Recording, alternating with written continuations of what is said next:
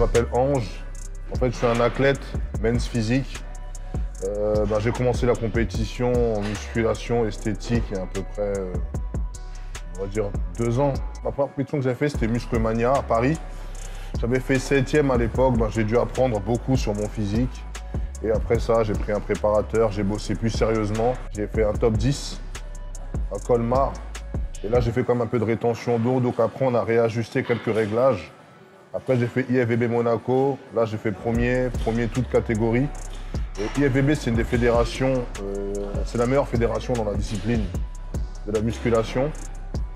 Donc là, j'ai fait premier toute catégorie. Après, j'ai enchaîné avec le GP des Pyrénées, qui est un grand prix, où il y a un prix à gagner. La plupart des athlètes peuvent s'inscrire en étant libre. Tu n'as pas besoin de prendre de licence.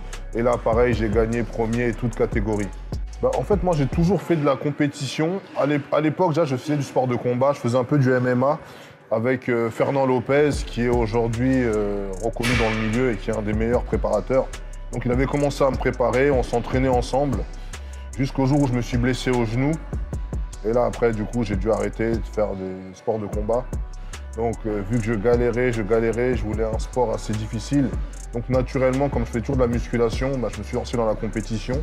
Dans la discipline du body, du fitness, il y a plusieurs catégories. Tu as les body, les open et ceux qui sont en slip sur scène, les gros gabarits. Après ça, tu as les classiques, ceux qui sont en boxer, les classiques physiques. Et après, tu as les men's physiques avec les shorts de plage. Et là, moi, dans ma discipline, je vais parler plutôt de la mienne. Nous, les critères, c'est d'avoir la taille la plus fine et les épaules les plus larges. Ça fait vraiment un rapport, avoir une symétrie au niveau des abdos et des épaules larges. Un peu les physiques comme les super-héros, un peu les Superman, les Marvel. C'est-à-dire une taille très fine. Et c'est vrai que moi, c'est ce qui me parle. Moi, c'est vraiment ce que j'apprécie, les épaules. Moi, pour donner un peu une idée, moi, personnellement, mon muscle préféré, c'est les épaules. Pour moi, un homme doit avoir des épaules. Pour parler un peu de la muscule, c'est un des sports les plus difficiles que j'ai rencontré dans ma vie. Parce que c'est plus qu'un sport, c'est une hygiène de vie. C'est-à-dire qu'il faut être organisé, il faut préparer ses repas, il faut gérer son temps de sommeil, il faut gérer tout ce qu'on mange, la boisson, tout est calculé au gramme près. Moi, je suis un jeune de cité, j'ai grandi en Seine-Saint-Denis, j'ai grandi un peu à Meaux, j'ai souvent tourné. Donc c'est vrai que j'ai toujours mené la vie un peu, on sort avec les potes, tu manges dehors, tu mènes la vie comme tu veux. C'est nous qui fixons les règles et là, c'est pas pareil. Là, tu dois suivre les règles, tu n'as pas le choix. Tu as tes repas toutes les 3 heures, il faut que tu t'arrêtes pour manger, tu t'arrêtes de vivre pour manger. Tu as tes entraînements et là, tu es obligé de suivre le train en marche et c'est plus toi qui domine. L'alimentation, c'est le point essentiel, c'est vraiment le point le plus important de la discipline. C'est vraiment... je ne peux même pas te placer en termes de pourcentage tellement c'est important. Parce que souvent, les gens disent que l'alimentation, c'est 60% et le reste 20, mais c'est encore plus important que ça. Pour donner un peu une idée, on peut s'entraîner très dur. Si on mange très mal, on ne peut pas arriver à ses objectifs. Dans l'alimentation, il faut s'y préparer un peu à l'avance. Moi, pour donner un peu mes astuces, c'est que moi, souvent, le dimanche, je prépare mes repas pour lundi, mardi, mercredi. C'est-à-dire, je prépare... je reste dans des diètes, pour moi-même, je reste dans des diètes très très simples. Je joue beaucoup sur les macronutriments.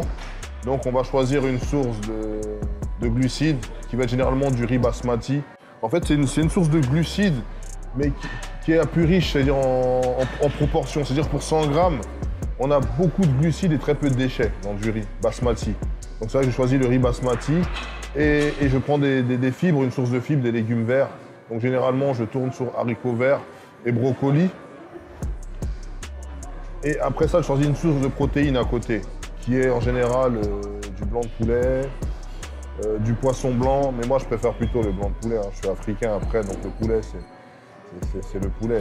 C'est pareil, il faut manger des fruits et légumes, c'est important. Surtout, c'est vraiment important de manger des fruits. Moi j'évite un peu parce que j'évite toute source de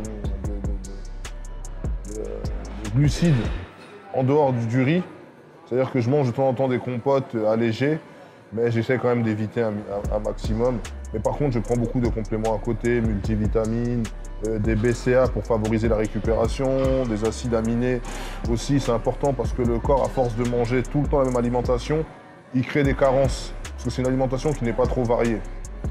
Donc il faut vraiment jouer sur tout ça, sur les compléments alimentaires, d'où l'importance des compléments. Pendant la prise de masse, on privilégie plutôt les séries lourdes, un peu la force, des séries qui vont jusqu'à entre 12 et 8 répétitions. On essaye de ne pas trop être dans des séries très longues. Et durant la phase de préparation, la phase de sèche, là on accentue vraiment plutôt les séries très très longues. Musclemania, la première fois que j'ai fait 7e, mais bon là j'étais allé comme ça un peu à l'arrache.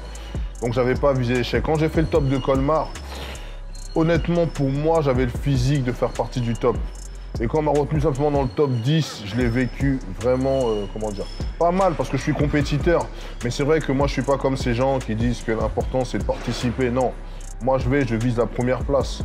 Moi je suis pas de ces gens qui se disent non, le plus important c'est d'avoir un meilleur physique, d'augmenter son physique chaque année. Non, le plus important c'est d'être le meilleur. Tu vois, et c'est cet état d'esprit-là que je fais, tu vois. J'ai envie de battre tout le monde. Et c'est vrai que quand je perds, je me remets beaucoup en question et je redouble d'efforts. Je me dis, c'est pas possible.